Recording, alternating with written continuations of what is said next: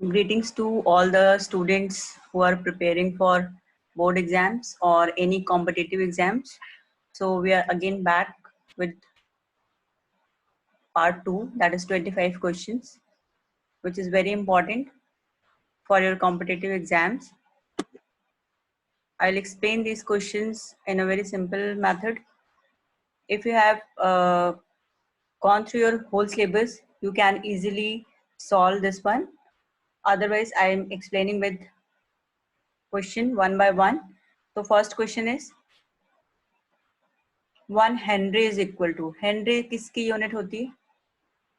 Induction की unit होती है, सेल्फ इंडक्शन और म्यूचुअल इंडक्शन की, विच इज इक्वल टू, अगर फॉर्मूला याद होगा आपको तो phi is equal to L I होता है, एल का यहाँ पे पूछ रहा है, तो which is equal to L is equal to phi upon I, phi is weber and I is current, तो phi is weber and I is current, weber upon ampere, 1 henry will be equal to weber upon ampere, so this will be answer. Now come to question 2. Impedance of a series resonant LCR circuit. Impedance, what is the impedance? When L inductor, capacitor and resistor तीनों एक साथ circuit में लगे होते हैं, तो जो total resistance होता है उस सर्किट का, उसको हम बोलते हैं इम्पिडेंस. एंड इस क्वेश्चन में उसकी वैल्यू पूछी हुई है, तो आप देखो फर्स्ट ऑप्शन है A, that is L, second is C, third is R, and d is under root r square plus omega L minus 1 upon omega C का होल स्क्वायर. जब तीनों ये सर्किट में लगे होते हैं, इंडक्टर, कैपेसिटर एंड रेजिस्टर, तो उस होल सर्किट का जो होल इम्पिडेंस होता है, जो होल रेजिस्टेंस होता है, वो उन दोनों के सम के इक्वल होता है, जिसमें से ये दो values R is resistance of resistor, omega L is resistance of inductor and omega C is resistance of capacitor. तो ये आपका बेसिक फॉर्मूला होता है R square plus X L minus X C का होल स्क्वायर. एक्स सी होता है 1 upon omega C के equal, where omega is 2 and pi and C is capacitance. तो ये आपका करेक्ट आंसर है for a series resonant LCR circuit. ये impedance होगा उस सर्किट का. So now come to question third. Which of the following is used to determine the direction of induced current in a generator? This is very important question students.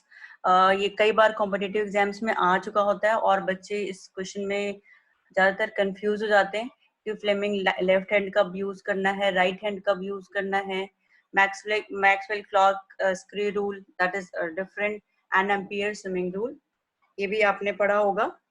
So now first आपका question है कि induced current, generator में जो current induce होती है वो, उसको major करने के लिए हम कौन सा लॉ यूज करते हैं, कौन सा रूल यूज करते हैं?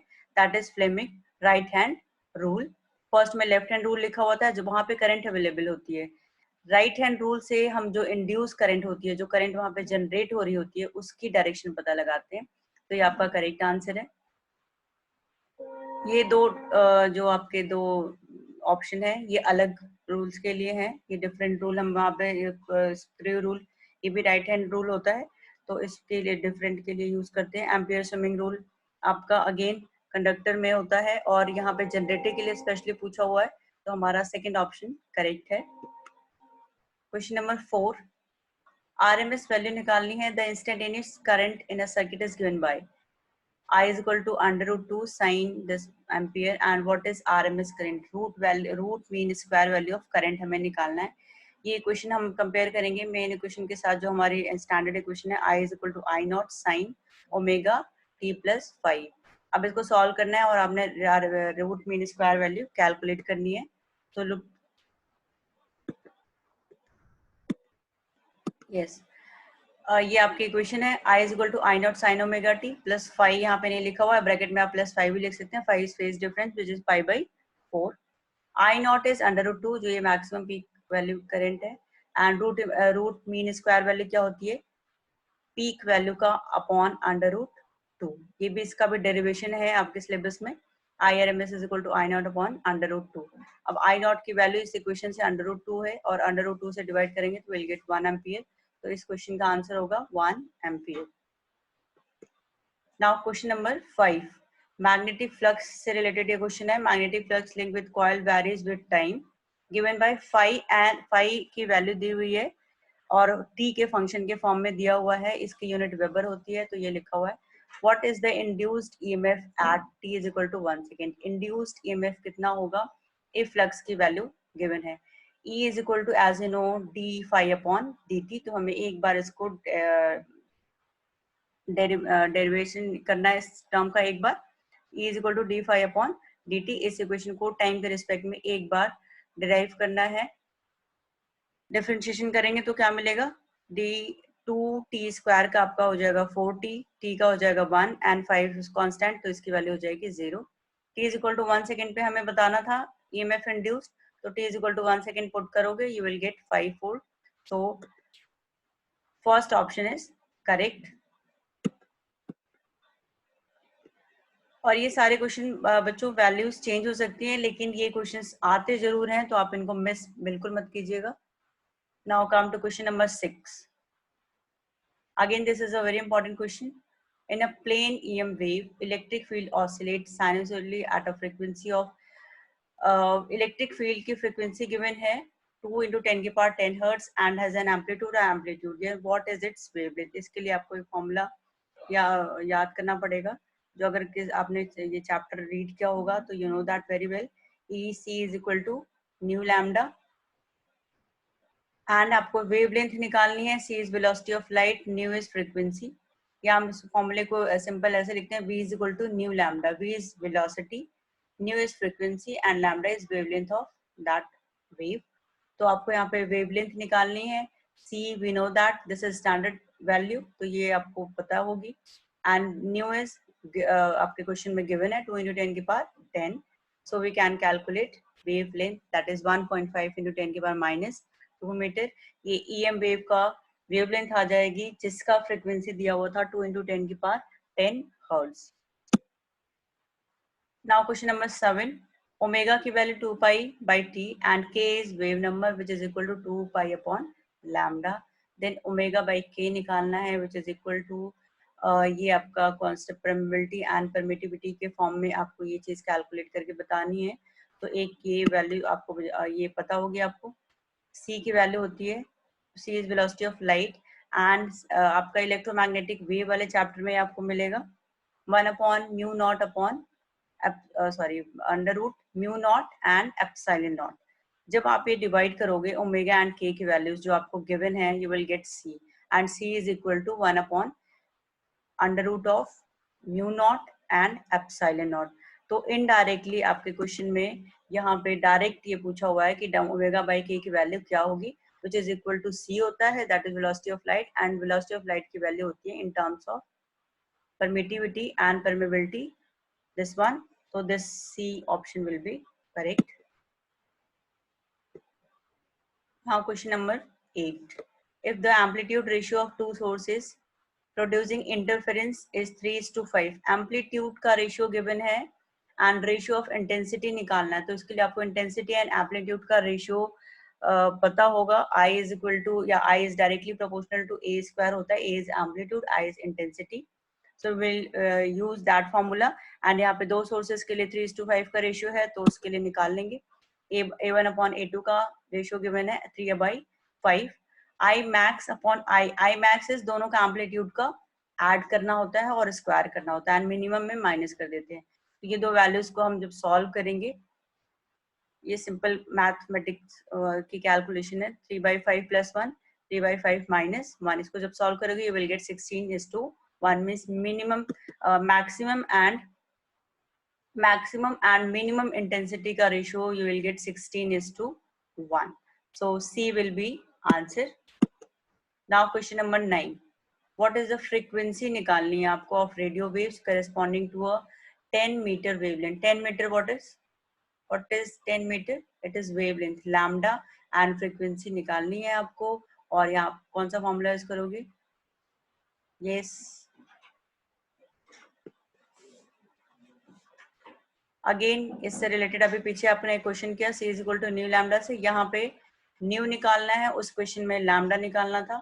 c की वैल्यू स्टैंडर्ड वैल्यू यूज करते हैं और लैम्डा आपका 10 मीटर गिवन है, तो 10 मीटर आप रखेंगे एंड इसको आप कन्वर्ट करेंगे 10 की पावर ये जाएगा तो 1 - 1 हो जाएगा, तो यू विल गेट 3 into 10 की power 7. So C option will be correct for this question. Now come to question number 10.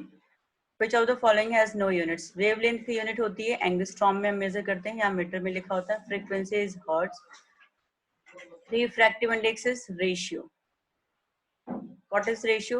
Mu is equal to C by V होता है. C is velocity of light and V is velocity of light in any particular medium. तो दोनों ही velocity का ratio होता है, तो वो cancel out हो जाती है, इसलिए यहाँ पे इसकी कोई भी unit हमें नहीं मिलती है. तो we'll get no unit for refractive index. Next question, the wave theory of light proposed by, this is again in 6th unit, that is optics. और आप optics का जब हम wave theory पढ़ते हैं तो आप ये wave theory of जब light पढ़ते हैं तो reflection laws of light and wave theory of for refraction of waves and reflection of waves, ये दोनों theory पढ़ते हो, which is given by Huygens. तो इसके लिए first option होगा आपका Huygens, that is which is talk about wave theory of light या wave nature of light. This question related to young double slit experiment. यहाँ पे intensity का ये ग्राफ बना हुआ है, amplitude बना हुआ है. जब आप intensity distribution curve है तो ये पूछा गया है, इसमें ये जो आपको कर्व मिल रहा है ये कौन से एक्सपेरिमेंट से रिलेटेड है. young double slit experiment और diffraction due to a single slit, dispersion of light through a prism. Young double slit में इंटेंसिटी जो हमें मिलती है सेम मिलती है, तो आपका यंग डबल स्लिट एक्सपेरिमेंट है. Next is diffraction due to single slit में इंटेंसिटी डिक्रीज होती चली जाती है, तो ये आपका रॉन्ग ऑप्शन है.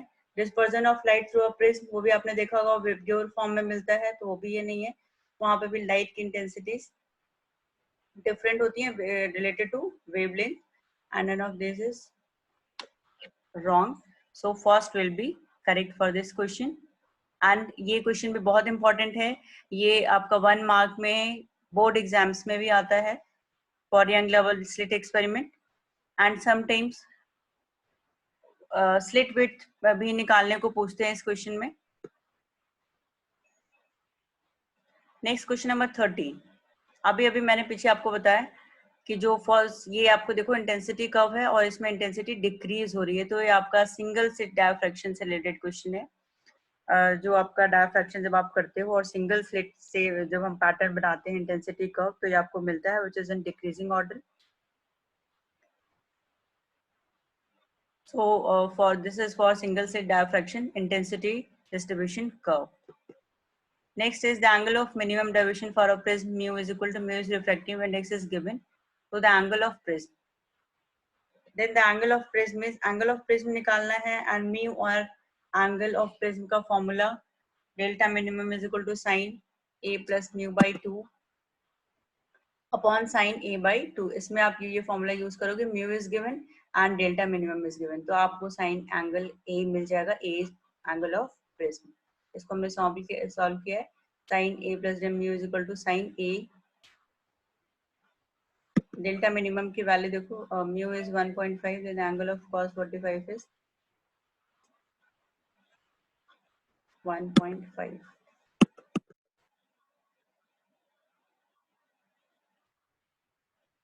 Sine a plus delta minimum by 2 upon sine a by 2.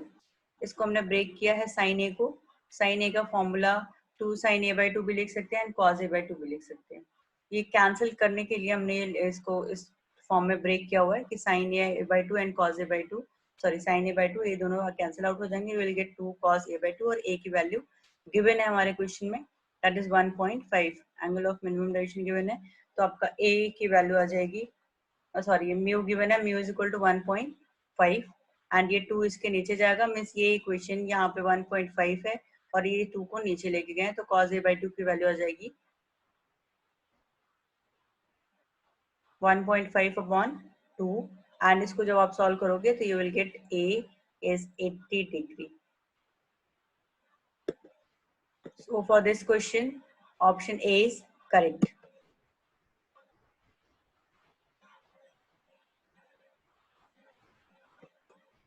Next question is an equilateral prism is placed on the prism table.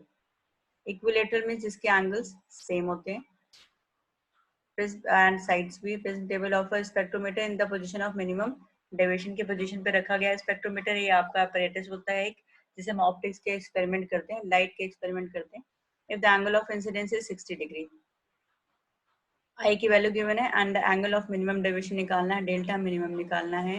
Again same formula है बट यहाँ पे एंगल ऑफ प्रिज्म वाला हम use करेंगे. Delta minimum की ये value, और जब हम minimum deviation angle for prism derive करते हैं तो ये डेरिवेशन का रिजल्ट आता है which is relation between minimum deviation and angle of prism. तो आई की वैल्यू यहाँ पे गिवन है. You will get A.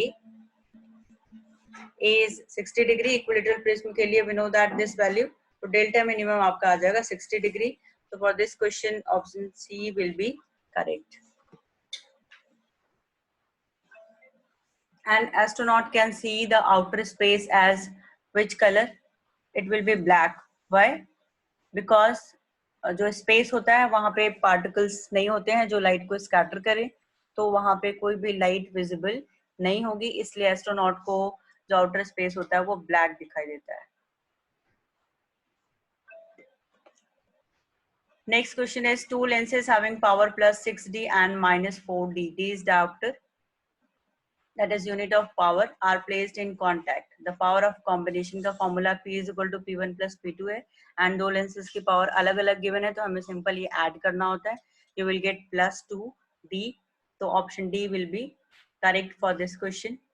And इससे related आपके focal length के questions भी आते हैं कि टू डिफरेंट लेंसेज के फोकल लेंथ आपको गिवन होंगे and then you have to calculate power of the combination of lenses. तो आप P इज इक्वल टू P1 प्लस P2 की जगह पे 1/f1 प्लस 1/f2 लिख करके ऐड कर सकते हो if focal length is given. Next is what is the relation between refractive index and wavelength of light. ये आपने रिफ्रैक्टिव, ये आपका अगेन ऑप्टिक्स के चैप्टर में है. Wavelength of light and frequency में रिफ्रैक्टिव इंडेक्स में रिलेशन है. ये डायरेक्टली प्रोपोर्शनल टू 1/लैम्डा स्क्वायर. लैम्डा इज वेवलेंथ का square. Refractive index is indirectly proportional to 1/लैम्डा स्क्वायर के इक्वल होता है. So for this question D will be correct answer. Now come to this question. It shows three cases of ray passing through a prism of refracting edge. The case corresponding minimum deviation. Now very minutely इसमें देखना है कि आपको कौन सा diagram पहले तो correct है. ये देखो, यहाँ से जब रे पास होती है तो इस एज पे अंदर जब ट्रेवल करती है it will we generally draw straight line and then it deviates. But इसमें यहाँ पे भी बेंडिंग दिखाई हुई है, इसमें भी बेंडिंग दिखाई हुई है, इसमें भी बेंडिंग दिखाया हुआ है. बट सेकंड में आपका देखो फर्स्ट इंसिडेंट रे, रिफ्रैक्टेड रे एंड इमर्जेंट रे, ये आपका करेक्ट डायग्राम है. एंड इंसिडेंट रे को जब हम सीधा करते हैं तो ये एंगल जो हमें मिलता है that is known as minimum deviation angle. इसको जब इस इमर्जेंट को पीछे करते हैं एंड इंसिडेंट को आगे की तरफ करते हैं तो दो एंगल के बीच में जो लाइन एंगल बनता है दो लाइंस के बीच का, उसको हम बोलते हैं एंगल ऑफ मिनिमम डेविएशन. तो आपका बी ऑप्शन करेक्ट होगा. बाकियों में लाइन स्ट्रेट नहीं है in the prism. Next question. The momentum of X-rays having wavelength. Wavelength is given and हमें मोमेंटम कैलकुलेट करना है. Momentum is P is equal to h nu and E is equal to mc square. P is equal to mv and E is equal to mc square. इन दोनों को equal करना हमने. New को लिखा हमने c अपॉन लैम्डा. ये frequency और लैम्डा का रिलेशन है. mc square c and h c by lambda. यहाँ पे c एक वैल्यू कट हो गई है and mc we can write p. mv होता है लीनियर मोमेंटम का formula where c is acted as velocity. तो ये आपका हो गया मोमेंटम और यही निकालना है हमने इस क्वेश्चन में. h upon lambda. h is a प्लाइंग constant and lambda is given. ये वैल्यू आपको क्वेश्चन में नहीं दी हुई है बट ये जब जो भी आपका क्वेश्चन पेपर होता है स्टार्टिंग में सारे कांस्टेंट्स दिए होते हैं तो आप इनका हेल्प करके वो क्वेश्चंस फाइंड आउट करते हो.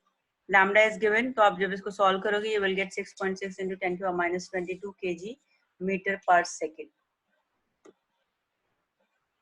So first option will be correct for this question. Now next question, ratio of SI unit of SI unit to the CGS unit of Planck constant E is equal to h nu. H का आपको बताना है, SI unit and CGS unit का ratio निकालना है. E is equal to h nu, we know very well. H is equal to E by nu. ये अब dimension से निकाला है हमने, और डायमेंशन जब आपको पता लग जाएगा तो आप यहाँ से यूनिट्स दोनों के लिए निकाल सकते हो. M is mass, that is kg, L is length, meter square, T is time, that is second inverse, and इन्हीं वैल्यूज को जब हम सीजे सिस्टम में लिखते हैं तो you will get gram, centimetre square and second inverse. अब आपको यहाँ पे कन्वर्ट करना है. kg is 1 kg is 1000 gram, तो 1000 आ गया. Metre square 1 metre is equal to 100, 100 into 100 means 10 की power 4, and second inverse is same, तो ये दोनों कैंसिल आउट हो जाएंगे. यू विल गेट 10 की पावर 7. तो ये आपका SI unit and CGS unit का रेशियो की वैल्यू है for Planck constant, that is 10 की power 7. Next question is maximum energy of photo electrons is 1.16 electron volt. Electron volt is energy of photons. Then this stopping potential निकालना है. V की value बहुत simple सा question है. इसके लिए आपको केवल एक फॉर्मूला, अगर आपने चैप्टर किया होगा 7th unit, E is equal to M E into V naught. E is electron, charge of electron, and V naught is potential. V निकालना हुआ है. Maximum energy of photo electron is 1.16 दी हुई है. This value is also 1.16. Then the stopping potential you will get V naught is equal to, if E is equal to 1.16 volt. Same. This first will be correct.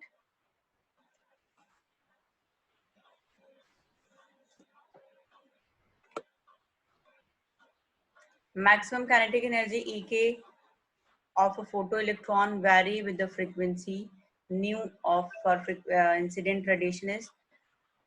ये again graph given है kinetic energy of photoelectrons and frequency के बीच में. तो आपको यहाँ पे बताना है कि कौन सा ग्राफ विल बी करेक्ट. यहाँ पे देखो, यहाँ पे इनिशियल, यहाँ से स्टार्ट हो रहा है, means initially this is 0 kinetic energy. यहाँ 0 से स्टार्ट हो रहा है, एंड यहाँ पे आपके फॉर पर्टिकुलर फ्रीक्वेंसी कुछ वैल्यू है, and this is reverse case. So आपका for maximum kinetic energy of electrons, photo electrons and frequency के साथ ये रिलेशन आता है. एंड अगर डिफरेंट टाइप ऑफ मेटल हो तो ये नंबर ऑफ यहाँ पे डिफरेंट फ्रीक्वेंसीज के लिए डिफरेंट मेटल्स आते हैं. This is for different kinetic energy and frequency का curve. So first answer will be correct, first graph.